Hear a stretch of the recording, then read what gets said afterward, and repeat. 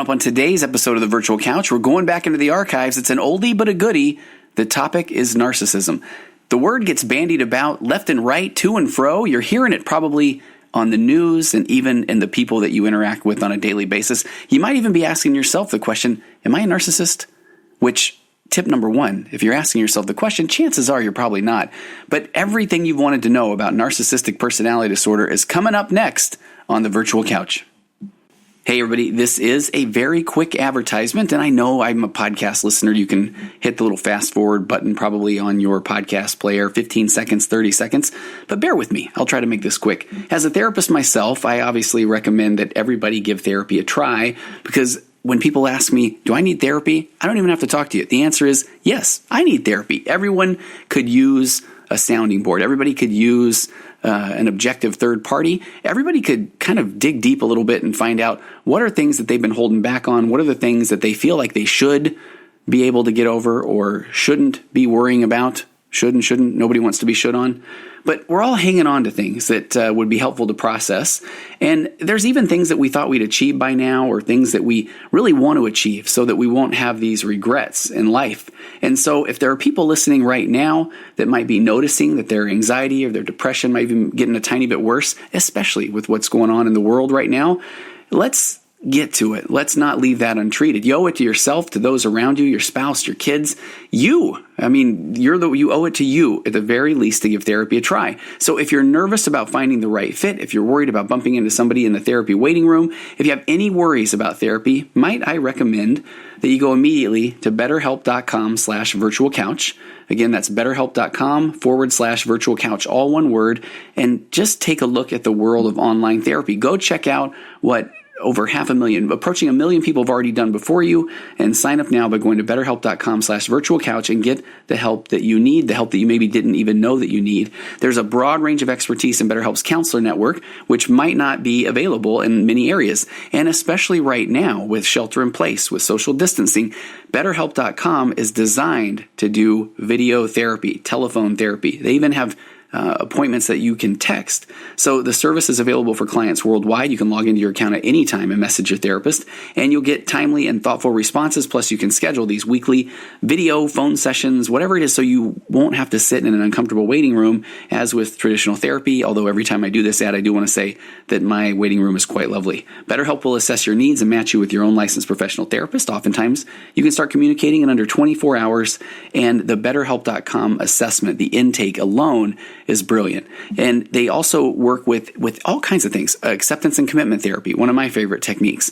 Emotionally focused therapy. They work with anxiety, with OCD, with depression. So do yourself a favor. Go to betterhelp.com/virtualcouch. You'll receive 10% off your first month's services. And I can't lie, obviously, if you're going to betterhelp.com/virtualcouch, and this is the Virtual Couch podcast, it's going to help me out a little bit too. So go check it out. You'll receive 10% off your first month's services. What are you waiting for? Just go check it out. betterhelp.com/virtualcouch. Try it today.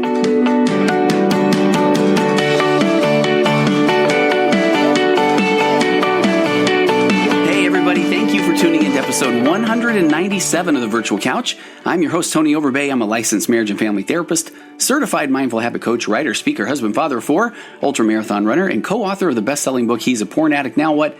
An expert and a former addict answer your questions, in which I play the role of the expert. And I'm creator of The Path Back, an online pornography recovery program that is helping people reclaim their lives from the harmful effects of pornography. If you or anybody that you know is struggling to put pornography behind you once and for all, and trust me, it can be done in a strength-based, hold the shame, become the person you always knew you could be way, then please head over to pathbackrecovery.com, and there you can download a short ebook that describes 5 common mistakes that people make when trying to get rid of pornography once and for all. Again, that is pathbackrecovery.com, and stop by Virtual Couch on Instagram. I'm trying to be a little more engaging there. Did a couple of therapy thoughts of the week this week on an Instagram. It's not Instagram Live. I'm a very old man. An Instagram story. There we go. And you can also find Tony Overbay, licensed marriage and family therapist, on Facebook. If you have a minute, you've enjoyed any of the Virtual Couch podcast material, please do me a favor and rate or review, subscribe to the podcast wherever you get your podcast. I love seeing those reviews and I appreciate them so much. And stop by TonyOverbay.com. click on courses. I have an absolutely free parenting class that's available right now. So please sign up. It will make you a better parent. It will give you tools. You will walk away from that. The feedback I'm getting, I am so grateful for. I'm that guy now that's going, oh, thanks, guys. I really appreciate the feedback. But I really mean it. You're going to have some tools as soon as you walk away from that course, and share that. It is absolutely free. And welcome new listeners. The free parenting course, as a matter of fact, is being shared and passed around, which I believe is maybe what has led to an uptick in new listeners, or people just have more time on their hands. At first, the podcast numbers around the industry were said to be on the decline as people were sheltering in place, as people were at home more. But I think people are starting to just get back to trying to find some more of their routines. And if that is listening to podcasts, I think I'm seeing the numbers there. So later this morning, I'm actually going to be appearing on Good Day Sacramento, which is a local morning news program, to actually talk about the parenting program. So I am hoping that will bring a few extra listeners along as well. So if you have found this podcast later in the day, thank you for joining me. And, when I started the Virtual Couch about 2.5 years ago, one of my main goals was to put out consistent content. I wanted to put out good content. I wanted to help people have a lot more information at their hands that had to do with mental health and ways to improve your mental health, and to ways to be better parents and better couples and overcome addictions and save the world and get a unicorn and a rainbow and all of those things. But one of the main goals was to put out consistent content. So I had decided one episode a week, and that episode typically comes out on Tuesdays. And sometimes if I'm feeling lucky or ultra prepared, it will go out on a Monday. But what I've tried to do more, especially over the last year or so, is release a bonus previously recorded episode later in the week, like on Thursday. And typically that's an episode that I have maybe received a lot of positive feedback on, or one that has significantly larger amount of downloads than most. And that's the case with this episode today. This is one of the first episodes that I did on narcissism. And again, it was over 2 years ago, and it has been downloaded thousands and thousands of more times, more than the average amount that each of the Virtual Couch episodes gets downloaded. And I remember this very well. You've become a bit obsessed with your numbers, I think, early on in the podcast game. And I remember when I started looking at the metropolitan areas where my episodes started being downloaded more, and I really found it ironic. I feel like for some reason, just putting out this episode on narcissism 2 years ago, that all of a sudden I noticed an upswing in downloads from Washington, D.C., New York City, and New Jersey. For some reason, that then kind of brought the Virtual Couch into those markets. And I don't know, maybe one can draw their own conclusions there. But that's anytime I do anything to do with narcissism, the numbers are there. So let me get to the content today. Again, this was 2 years ago. It's everything you've wanted to know about narcissism, narcissistic personality disorder. And if you have questions, if you have ideas for a topic, if you're interested in having me come speak in your area, any of those things, shoot me an email at contact@tonyoverbay.com. All right, let me get to this episode, Narcissism 101, everything you ever wanted to know about narcissistic personality disorder.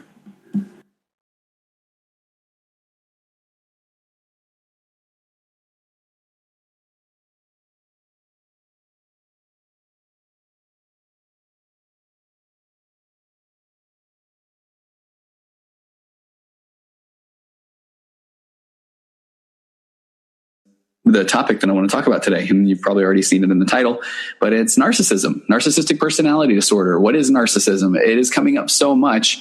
And when I go back to episode 4 of the Virtual Couch, where I was just a baby in the podcasting world, I can't even imagine going back and listening to that. I feel like I was probably just stumbling all over my words, but author Tina Fuller did the heavy lifting there. She's the author of the book, It's My Turn, which is about her growing up with a narcissistic mother. And again, that is one of those where when you kind of look back, and I think people are looking for resources about what is narcissism and are they, are they in a relationship with a narcissist? People just start to do a deep dive and are just looking for all the information that they can find. And I highly recommend that episode. It's episode 4. And Tina has it's called Narcissistic Parent Answers, I believe. And that's a Facebook group that is 50,000 strong. And there's really good posts every day that kind of talk about what to look for, that sort of thing. So today's topic, narcissism. Okay. I want to start out, and I'm kind of zeroing in on, we're going to talk about it from a bit of a clinical standpoint, and then we're going to talk about it more of kind of what maybe signs of narcissism, things that you can kind of look out for. And first of all, so kind of an overview of narcissistic personality disorder. And I think even when we go there, a lot of times I'll ask a client, hey, are you familiar with what a personality disorder even is? And so maybe we start there. So a personality disorder, there's a word here that I hang on to for dear life. It's rigid, and we're going to go back to that word a lot, but rigid and unhealthy pattern of thinking, functioning, behaving, or trouble perceiving and relating to situations and people. So kind of say that again, rigid and unhealthy pattern of thinking. Rigid, I mean, that's going to become pretty key here. But rigid pattern of thinking, functioning, behaving, and trouble perceiving and relating to situations and people. I also like to add in there people with narcissism lack self-awareness, or actually even back to personality disorders. I believe a lot of the personality disorder, what I'm looking for as a therapist are people self-aware? Are they even aware that there is a problem? A lot of the times as a couples therapist, when I see someone with a personality disorder, it's not that they have necessarily come in for treatment, but almost as a last resort, their partner has gotten them to come to therapy because they're fairly convinced that there's really either nothing wrong or the problem lies with the partner. There's not this just natural empathy and kind of owning the problem of, you're right, there's something wrong, we need to work on this. It's fine, I'll go to therapy. If that's what you want, I'll go to therapy, but it's not going to be good. It's not going to help. And so a lot of times that's when I get to see someone with a personality disorder. And so now moving forward in this podcast, that's when I get to see someone who exhibits these symptoms or signs of narcissism. And I want you to know too, I'm going to be really careful because, I carry a pretty heavy caseload. I think I've admitted here on the podcast that I see about 20 couples a week. And then I do a lot with, again, pornography addiction, compulsive sexual behavior, and then just help a lot of people with good old anxiety, depression, those sort of things. But I feel like that there are a fair amount of, with the couples I work with, where there is one of the partners that is worried or concerned that their partner might be a narcissist or might have a personality disorder. So I don't want you to think that I'm going to try to dig up any examples of things that are going on in therapy right now, because that wouldn't be ethical, would it? So let me kind of go over. This is from the Mayo Clinic. It says narcissistic personality disorder, one of the several types of personality disorders, is a mental condition in which people have an inflated sense of their own importance, a deep need for excessive attention and admiration, troubled relationships, a lack of empathy for others, but behind the mask of extreme confidence lies a fragile self-esteem that's vulnerable to the slightest criticism. Narcissistic personality disorder causes problems in many areas of life, such as relationships, work, school, financial affairs. People with narcissistic personality disorder may be generally unhappy and disappointed when they're not given the special favors or admiration they believe they deserve. They may find their relationships unfulfilling, and others may not enjoy being around them. And I think that at times can be an understatement. Treatment for narcissistic personality disorder centers around talk therapy. And we'll get more into that, I think, as the podcast goes along. If you go back to that episode 4 of the Virtual Couch, where I talk with author Tina Fuller of It's My Turn, I think that's the first point where I kind of refer to a narcissist as a unicorn in therapy. Again, a narcissist isn't going to come in and say, I think I'm a narcissist. And I think that's one of the things I actually put on here as one of the first things. Let's harken back to my story of my 1 hour shopping pass at Disneyland, where you need to get the fudge first. Eat the dessert first. Let's kind of go right there. If you're listening to this, I feel like I'm about to do a Jeff Foxworthy bit of, you might be a redneck. I'm not doing that, but I'm going to say, if you're listening to this podcast and you're scratching your head and you found this because you're like, man, am I a narcissist? You are not a narcissist. One of the big traits there is that people that have narcissistic personality disorder, again, it's this, here we go, rigid and unhealthy pattern of thinking. Rigid meaning that it's no, they are right. They are correct. This is why it's the unicorn. The narcissist doesn't schedule up an appointment and say, hey, I want to come in and kind of explore my narcissism. Now, have I ever worked with a narcissist where we have brought some of that self-awareness to the table? Yes. It's fairly rare. I mean, I'm encouraging authenticity and vulnerability in my practice. And so me being authentic and honest, it's pretty rare. When it works, it is amazing and beautiful. And I think of 3 people come to mind right now where, they're all, I feel like it gets to this point where you build a little bit of rapport with the narcissist, and where then it's never this like, you know what, Tony, I've been reading, and I think I am a narcissist. Typically it's kind of like, fine, let's just say for the sake of an argument that I'm a narcissist, whatever, right? What would I do? And then at that point, now you can kind of do some work. So, this is years and years ago. One of the first people that I ever worked with that kind of brought that to the table, that saying, fine, whatever, this is what I'm hearing. If this is true, I actually do want to save my relationship. So what do I do? And then we would actually kind of process events. We would look at what his reaction was or inside. And then he had to kind of trust, and I'm not trying to claim that I know everything, but he would say, what's a normal reaction? And one of these had to do with, his wife, worked around a lot of children for her job, and she would come home and really bring a lot of that, concern or worry or sadness to the table. And when she wanted to talk to him about it, he would just I don't know why you're getting so upset. They're not your kids. It doesn't matter. That's your work. You leave that alone. There was no empathy there, right? Because he had his rigid pattern of thinking, which was, you detach. This doesn't affect me. I don't need to worry about this. So it was kind of funny. I mean, this is a very successful person. And he said, what do you do in that situation?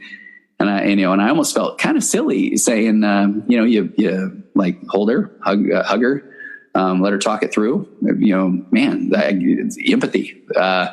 Hey, tell me more about that. That's gotta be hard. What do you do with that? I mean, those kind of things. And I remember even that he literally had an eye roll, and I was able to say, all right, I'm seeing the eye roll. I don't think you're buying what I'm selling.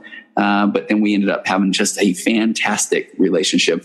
And I still am in contact with this person on occasion. And I think he's in a good place. And my other examples that come to mind are similar to that. And I have to tell you, if you're a Seinfeld fan, there's an episode where, and I need to go back and watch it at some point. It's been, 10, 15 years since I saw it, but where the character George Costanza in essence just says, okay, I'm going to do the opposite of everything that I want to do. That I normally want to do. And I think there was a line there at some point when he's meeting a woman and he lets her know that I think he says he's, short and overweight, bald, unemployed, and lives with his mother. And the woman's like, hey, sounds pretty good. Right. And then that led him to, he got a better job and these sort of things. And so I literally had one client where, that was kind of the approach we took. And he was so, fun to work with, where he just said, okay, you're not going to do the opposite of everything that I want to do. Because what's funny is that opposite is oftentimes empathy. Because if there's this rigid thinking that this person thinks that they know what life is all about and everyone else is just wrong, and they maintain that as long as they hold tight to their, rigid pattern of thinking, that other people will eventually get to understand. The opposite of that is, okay, let's just say for the sake of argument, maybe I'm not right about everything. I guess I will listen to this person and try to validate their experience. Okay, so I'm I said, hey, we'll get to that later. And we just got to it, right? So let me go over a little bit of the signs and symptoms of narcissistic personality disorder. And the severity of these vary. It is, I do view this as a little bit on a spectrum. You can have people that have narcissistic personality disorder traits or tendencies. And then there are people where maybe perhaps it's just full blown narcissistic personality disorder. So some of these have an exaggerated sense of self-importance. I always say that they're pretty sure that they are a really big deal. They have a sense of entitlement and require constant excessive admiration. And again, I want you to know that the danger of even doing a podcast like this is like some people are going to go, I kind of feel like I'm a little bit of a big deal, or I do require some admiration. I must be a narcissist. Remember, when that I must be a narcissist comes in, that's the check where you're like, whoo, not a narcissist, right? We're all going to have some of these things. But again, this rigid, unhealthy pattern of thinking and functioning that will not waver or be willing to own any of our own stuff or be willing to look at things from a different perspective is the key. Expected to be recognized as superior, sometimes even without achievements that warrant it. Exaggerate achievements and talents. This is a good one. I have heard stories that are just amazing from narcissists where it is, for me personally, a lot of them tend to revolve around sports, I guess, because there's not really a way to go back and check some of that at times, where you find out that people just claim to do some amazing things. This is not a story about a client, so I'm not going to feel too bad telling this one. But I remember this was over 20 years ago, and I had, I tried to walk on and play a little bit of college baseball and got a little tiny dose of that. So, but I had a really nice high school career. I feel like now I'm about to say, you should see my trophies, right? But my point is that I knew baseball. I did. I was a big baseball fan, and I was meeting with this person.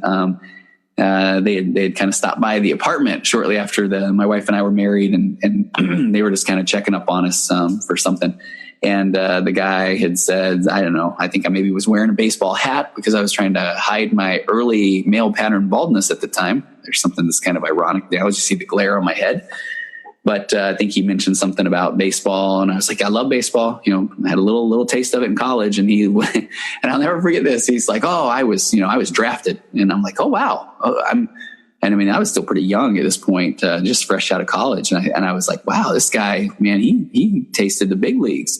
So I said, well, okay, who'd you play for? And he's like, oh, I got drafted, but he's like, I didn't play. I decided I didn't want to. First of all, I thought, okay, if you're the guy that has worked your whole life to get to even the opportunity to get drafted, you're not just going to be like, I don't know. It doesn't sound like very much fun to me. But then even better, when I pressed him a little bit, he said that he was drafted by an American League baseball decided he wanted to play in the National League. So he just thought he'd take a pass, right? Exaggerated achievements and talents. That person went on to also express to me that he'd been a runway model and had been in some magazines, never quite find him though. Said he had copies around the house, but never quite got to him. Be preoccupied with fantasies about success, power, brilliance, the beauty, or the perfect mate. Believe that they are superior and can only associate with equally special people. And this one I get to see oftentimes as well. It's funny sometimes. So here's the dilemma with a therapist at times. You're not going to get any work done with a narcissist unless you can really, truly build rapport. So, I can't tell you how many times you'll get somebody who will walk in and I feel like they're basically kind of sizing up the joint, sizing up the therapist to see if they are worthy of their time. And so I get frustrated with the fact that I find myself wanting desperately to connect with the narcissist because I want to help. A lot of times I'm doing couples therapy and again, I want to help so bad that I find that, okay, I'm trying to beef things up too. I've run 200 ultra marathons or, I own part of this or I did. And I feel like, okay, I'm getting caught up in that, I want to make sure that, they will view me as someone who they can associate with, because if not, then they're going to go home and tell their spouse, that guy's an idiot, right? He's a clown. He's not even worth our time. I know more than he does. And that's a funny one too. I love, I can think of one experience in particular where the person came in and they were, hey, look, I've studied psychology. I know everything that you're going to tell me. And I wanted to be like, okay, so, and here I'm going to sound like a narcissist to you right now, podcast listener. But then that's the part where I want to say, hey, so, all right, you're just kind of discounting the, couple of years, getting the master's in counseling, the 6 months of a practicum site of, free therapy at a clinic, the 3,000 hours of supervision and the constant trainings. But you've read a couple of psychology books. So I guess we're on the same plane, huh? So it is funny. And recently I even had somebody that I reached out to and I was working with their spouse and I said, hey, I'd love to bring you in. And, I really would love to hear your take on your spouse that I'm working with. And that's part of my process. I let them know that I've been doing this for a long time. And this person just was like, I know a lot about psychology and I really don't think that's necessary. And boy, it was all I could do not to just respond back with anyway, you know where I'm going with that. So they believe they're superior, monopolize conversations and belittle or look down on people they perceive as inferior. A lot of kind of putting down. I hear from spouses a lot where, man, I kind of feel like everywhere we go, this person's, my spouse is putting someone down. And if you kind of think about that, it's that classic or cliched, putting someone down, in their mind elevates them to some higher status. They expect special favors, unquestioning compliance with their expectations. I see again, and I'm going back to I keep relating this to therapy. I guess that's the whole purpose of this podcast, right? But I have a cool little clock I'll have to bring over here at some point. Okay, here's my ADD brain. If you look back in the corner there, I've got a really cool 50-minute timer that my wife got me for Christmas that sits on the back. I have literally had people email feedback when they watch the video of the podcast and say, why don't you do the timer? So I'm going to do that right now. Hang on.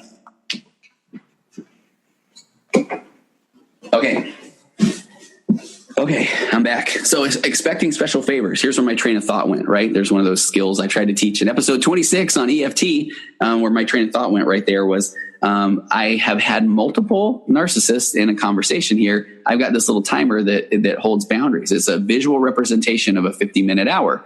And I set that right on my counter. And then clients know that, hey, I respect boundaries so that's so that we can get to the next client. I respect everyone's time. And I'll tell you, I feel like a narcissist will often almost see that timer, that clock go. And then at that point, they will say, they just want to keep they want to keep talking. And I think it's because they expect you. Well, I understand you do those boundaries for everybody else, but what I'm telling you here is pretty important. So at times, I find myself having to hold those boundaries even more, which ironically, when I'm working with clients who may be in a relationship with a narcissist, that's a lot of what we're trying to do is get them to really hold those boundaries, hold boundaries that will kind of keep them feeling sane or keep them feeling safe. And other characteristics or symptoms: take advantage of others to get what they want, have an inability or unwillingness to recognize the needs and feelings of others. That's a huge one, because again, if we go back to that, their rigid and unhealthy pattern of thinking, functioning, and behaving, then it's, that rigidity of thought is basically this place of saying there's no reason for me to think of what someone else is going through because I am correct. I mean, that's at the core. And, again, another plug for episode 26, the EFT. That is the least productive thing that you can do in a relationship, is to say, look, if I just hold my line, eventually my partner will understand that I am right. We have to double down on empathy and understand what our partner's experience is. A couple more symptoms: be envious of others and believe that others envy them. I think that one's kind of fun too.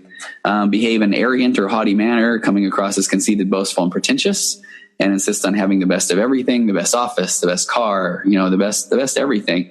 And at the same time, narcissistic people with narcissistic personality disorder have trouble handling anything that they perceive as criticism. And that's where I start to see the work get difficult in therapy. I'm teaching, I'm preaching, I'm on my soapbox about EFT, about emotional bids, about being vulnerable and open, and then about turning toward your partner and going all in on awareness to understand what your partner's experience is. And that's where, if you listen to that episode, I'm saying turn off that part of your brain that is going into fixing and judgment mode and just listen to your partner. And I find that when I'm working with people that struggle with narcissistic personality disorder, or even traits of narcissism, they cannot turn that part of their brain off, because all they hear that is criticism, and they are not willing to own their part or even respect the feelings or emotions of another because of this rigid thought process. So they become impatient or angry when they don't receive special treatment.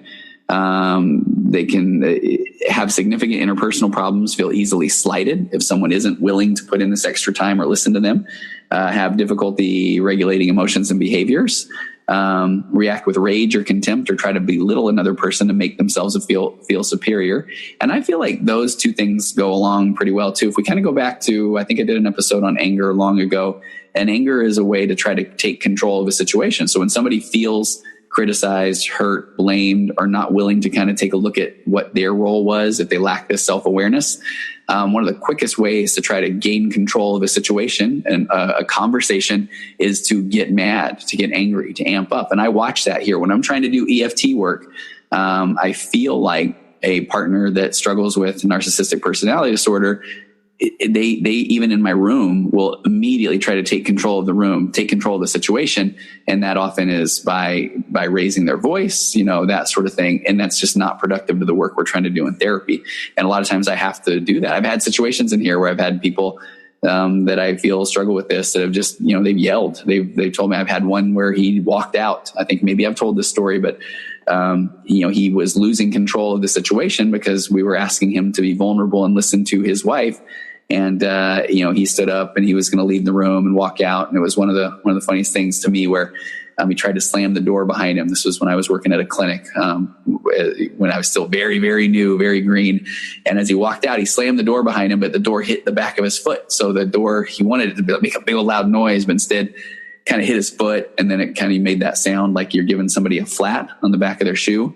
And then he still walked out and the door kind of hung there open. And I looked over at his wife and I just said, I don't think that's what he was planning on. And we kind of had a little bit of a chuckle there. And I'll skip the rest of this part because it says when to see a doctor. Most people with narcissistic personality disorder don't understand or recognize that this is a problem. Causes, this is a little bit insightful. I think people have this question a lot. What causes it? It's not known what causes narcissistic personality disorder. As with personality development and with other mental health disorders, the cause of narcissistic personality disorder is likely complex. That is an understatement. Narcissistic personality disorder may be linked to environment, mismatches in parent-child relationships with either excessive adoration or excessive criticism that's poorly attuned to the child's experience. Genetics, we feel like at some point we're going to learn that there are some inherited characteristics, I'm sure, involved here at some point. And then this is kind of the burgeoning field of neurobiology, the connection between the brain and then behavior and thinking. So there's a lot of things that can go into this.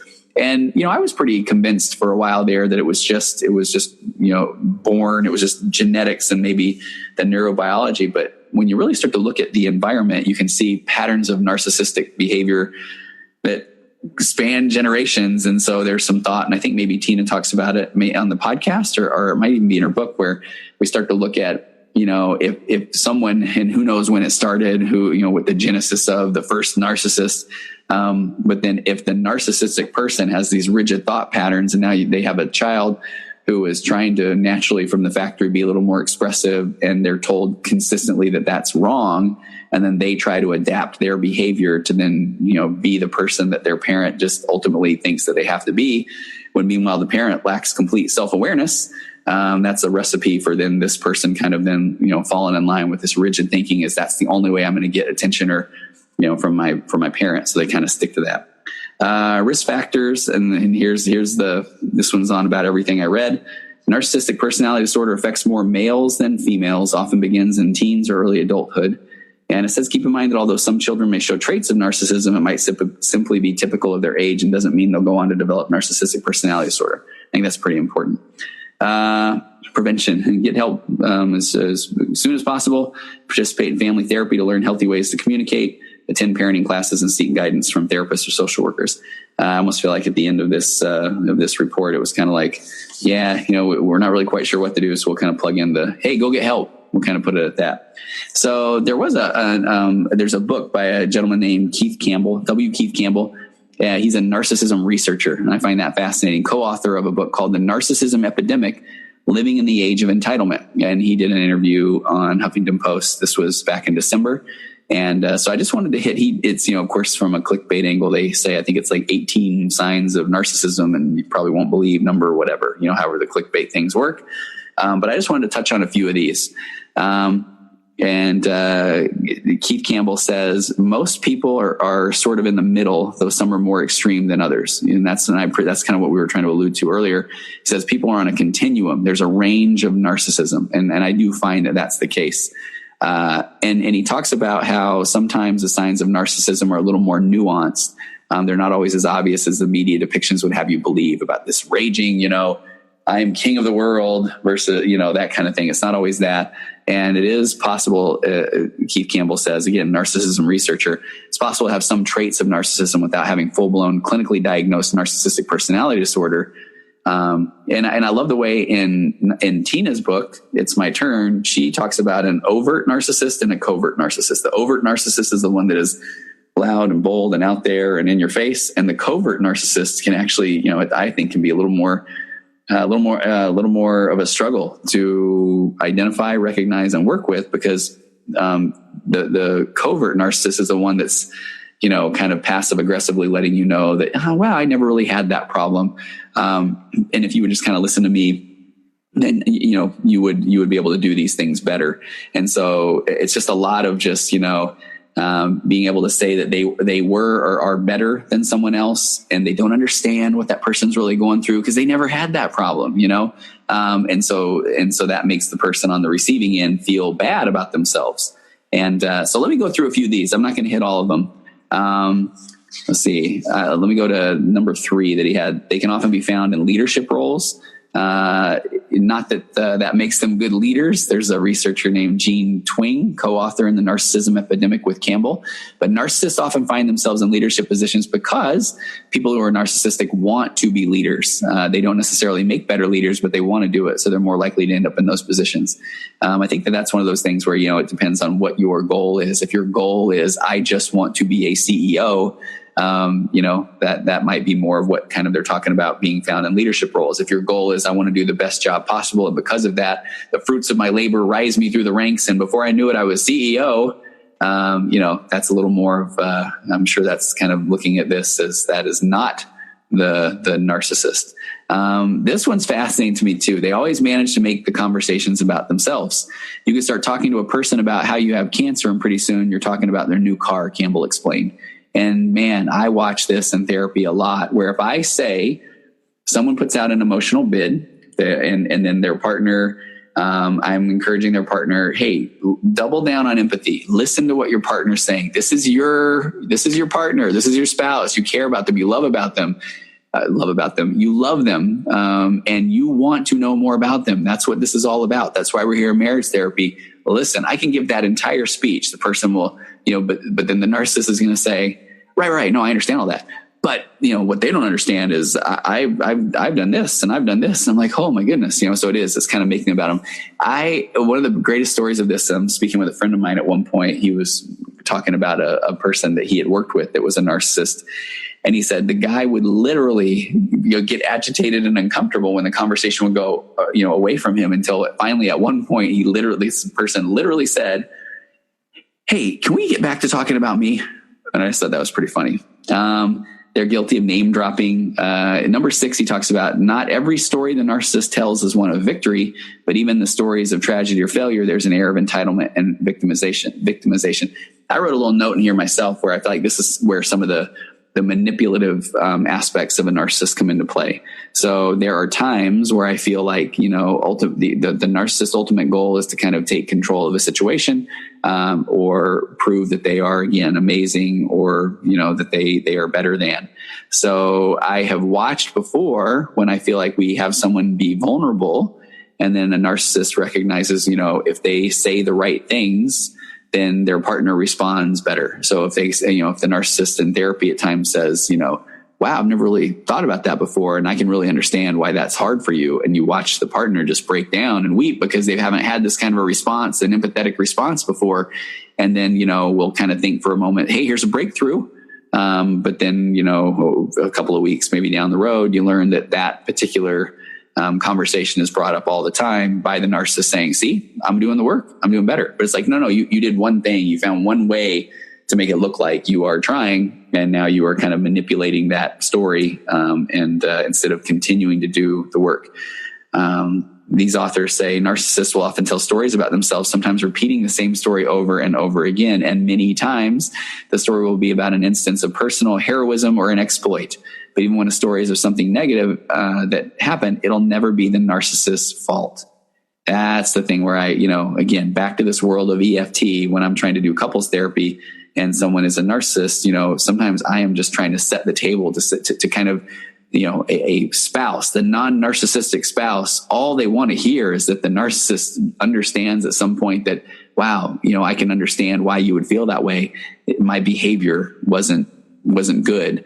But that part, I feel like, the narcissist really struggles with ever getting to that point, because it's like, but it wasn't their fault because of something else, something that their partner did. Look, I didn't want, I'm taking the role of the narcissist now when I've heard these kind of situations where it's, hey, look, I didn't want to have an affair, but honestly, the way you were treating me, and where that is so counterproductive. That is when, when I have someone say, man, I can understand why that hurt. And I've never really looked at your view or your situation or knew the things that you were going through. Yeah, I got to own that, right? You don't hear that from the narcissist. And that's one of the problems. Let me skip through a little bit. This one is going a little long. Number 10, they are strongly averse to criticism. While no one can honestly say they like receiving criticism, people with narcissism are hypersensitive to it. I hear this all the time of it's you'll hear this, no, you don't get it. If you're criticizing the narcissist, they're like, you don't understand, it's like, again, they go back to this rigid, grandiose sense of thought where they just are saying, if you understood my situation, you would understand that I am the victim. I own nothing in this situation. And, because they are just, it is like criticism. Is it fair to say that's their kryptonite? They're going to push it away with all they can. And I put 2 stars beside this next point. Excuses are a narcissist's best friend. Narcissists tend to externalize blame. That's key. Pinning the blame on everyone but themselves. That's the part where I don't know if you'll ever hear the narcissist say, my bad. It's always like, even, and again, I watch them in couples therapy where it's like, they're like, okay, I totally hear her and what she is saying, but it's not my fault. It was this, and I know that it would be easy for me to say that it's my problem, but it's not. That's you guys have to understand. And as they become passionate. And I think that's the part where, that's where I start to kind of sit back and just kind of take this more of a flat affect and just listening, because I feel like a narcissist is so good over time. That's been how they have survived, is if they sell this story enough that eventually people go, okay, fine, maybe you're right. And this isn't even on here, but I want to bring that up. And I think that Tina and I talked about this again back in episode 4, but that term gaslighting. Gaslighting breaks my heart. Gaslighting is where, if someone brings up an emotional bid, if they say, man, I got to be honest, I feel like you don't spend enough time with me. If I have a spouse say that, by the time that conversation is done, the spouse who asked that is now feeling bad. They're feeling like they're crazy, because the narcissistic partner is going to turn that into, you don't think I don't want to, but with your spending habits, the amount of time I have to be at work. I mean, I really can't even believe you're saying that, because it obviously is clear that you have no idea how hard I work for this family, or do you even realize, the things that I'm going through? And it's like, see, they just turned it to them. So now the person that put that emotional bid out, the spouse that said, I feel like I would like to spend more time with you. Now they feel bad about themselves, which again, that is the opposite thing I'm trying to do in couples therapy. That's the opposite thing of EFT, which is the evidence-based modality that helps couples get better. I want somebody to be able to say, I miss you. I feel like we don't spend enough time together. And then their partner to look at them and say, okay, give me everything that you're thinking about right now. Tell me about what that's like for you. And then acknowledging that and going, wow, okay, I can understand that. And then even in a healthy way, be able to respond with, because here's where I was coming from. I felt like, I felt like you were, you wanted me to be away from the house, or I felt like, the work I was doing was ultimately, our goal, or I felt like we were connected, and so then we can have growth. But when it's turned around, this phrase gaslighting, when the person who's putting out the emotional bid, by the time they're done, when they feel like the idiot, that's narcissistic personality disorder. That's narcissistic behavior. And it breaks my heart. I mean, I have so many examples that I'm in my head right now that I'm trying to quickly, change up, because I don't want to kind of say anything with around any of the couples I'm working with now, but where people will say, I just want to do this, some hobby, something, some career, some dream or hope.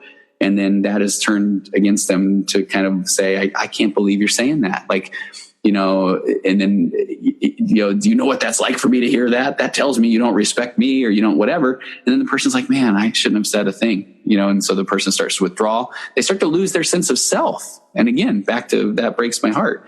Kind of the cliched way to talk about gaslighting is, if I say, hey, the sky's blue today, isn't it? And the narcissist can be like, like, seriously? I mean, that's blue to you, and by the time you're done, you're finally like, okay, I guess I never really knew what blue was. I mean, I guess it's purple. And I don't know, I give up. You're right. It's purple, and the narcissist is like, yeah, that's all right. They get my point. They see what I'm talking about. So that was a narcissist, excuses are a narcissist's best friend. 12, they leave a trail of wreckage behind them, for the sake of time. I think that one's pretty self-explanatory. Although it does, I do want to talk about this. Campbell, this is that author Campbell says, does this person have a history of bad relationships and work experience? Consider that a red flag. With narcissist CEOs, for instance, you'll see that they have gone into companies, kind of wrecked them and moved on to something else. Campbell explains in relationships, they may have infidelity, which destroys that relationship, and then they'll often move on to another one. Because again, they have that rigid thinking, that lack of empathy or compassion, that lack of self-awareness. And then that lack of accountability. So if there was an affair, then not my fault, it's something that she did.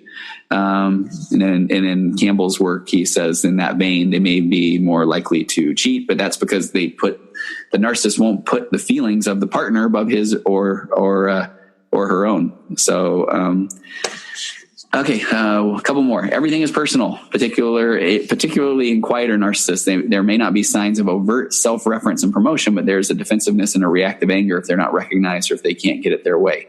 I put a little star by this one. If you do something to the narcissist that they don't like, it means you're against them or you don't understand them. It's not hey, I may have done something wrong. It's like you have now attacked him, that you have now just clearly, drawn your line in the sand against that narcissist. So, the narcissist feels like you are against him if you do something that they don't like. And here we go. Number 15. A narcissistic person probably has no idea that he or she is a narcissist. It says, and I love the way that the Kirzan, the other author, talked about this. Narcissism in itself is sort of a double whammy, not just because you have disturbances or belief that you're special in some way more than others, but because those things in themselves will prevent you from seeing that you have these problems. And the more shy narcissists who may also experience symptoms of depression or anxiety, those other things may spur them to get professional help. So if, a covert narcissist may go get help for depression, and you might find some narcissistic traits there that are stopping them from getting help. But this overt, the grandiose people, because they feel superior, because they may even have initial success, they are very unlikely to seek treatment, he explains. It would only be after they develop so many problems where they ask themselves, I feel so great. I know I'm awesome. Why did everybody leave me? I love that quote from this author, blank Campbell, right? I feel so great. I know I'm awesome. Why in the heck did everybody leave me? That's maybe the other version of when you're going to see somebody. Number 16, you find yourself resorting to flattery just to maintain the peace with the narcissist. And it says, while the best way to deal with the narcissist, and this is according to the book from Campbell, no, this is Twenge, the co-author. While the best way to deal with a narcissist is just to cut the cord and run, there are certain circumstances where you have no choice but to deal, Twenge says. Maybe the best narcissist is a family member, or maybe it's your boss. In these cases, flattery is the best way to avoid conflict. And again, I know I've used that phrase, breaks my heart, but now, sure, at work, it's learning to play the game, but when you're working with an individual, you're learning, you're trying to teach boundaries. You're trying to teach them not to engage in those toxic conversations that are just going to end up being used against them, because that's the part that lowers the spouse's self-esteem. And here we go. This one ends as well, that men are more likely to be narcissists than women. Says that and the level of narcissism is higher among today's millennials than previous generations at similar ages, Twenge adds. So kind of interesting there, right? I think that, and I wondered if that was kind of the underlying theme that a lot of people were hearing as we talked about this, was those darn millennials, right? The sense of entitlement, a little bit different, but if we look at that range, like the continuum, the spectrum of narcissism or narcissistic personality disorder, as Campbell talked about in that book, then you can, maybe the millennials are trending more towards some narcissistic traits. Overall, we're kind of looking at that. If you think you are a narcissist, then you are not. If you are in a relationship with a narcissist, please seek help, even just for yourself, to be able to understand that you are not crazy.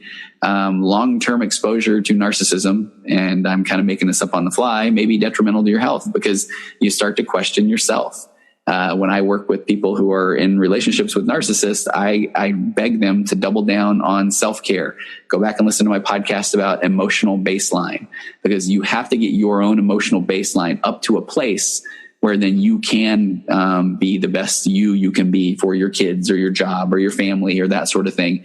And you have to have your baseline of emotions high enough that you will not continually engage in these, again, toxic conversations that will leave you feeling like the crazy one or bad or that sort of thing. Go seek help, please. Even just to talk to a professional and throw it out there. If you feel like your spouse might suffer from narcissistic personality disorder, you can say whatever you want in therapy, and you can sort that out. You can look through this, listen to this podcast, tell your therapist to listen to this podcast and say, man, I hear a lot of these things. I'm wondering about that. But do the research. I do find that a lot of people that aren't even familiar. It's funny, in my world, I deal with somebody with narcissism every day, on my couch at some point. Or some days multiple people. And so I live in this world of personality disorders. But then at times when I get a person who comes in and they may have been married, a couple of years, they might have been married 20 years to a narcissist and never even were really aware that was a thing. They just started to feel like over time that they were crazy, but it's not a healthy relationship. Oftentimes people said, man, I dreamed of this one type of this particular relationship. And one where we were friends and we laughed together and we shared experiences. And And instead, I feel like anytime I bring something up, I'm made to feel dumb, and and it's all about him, and those sort of things.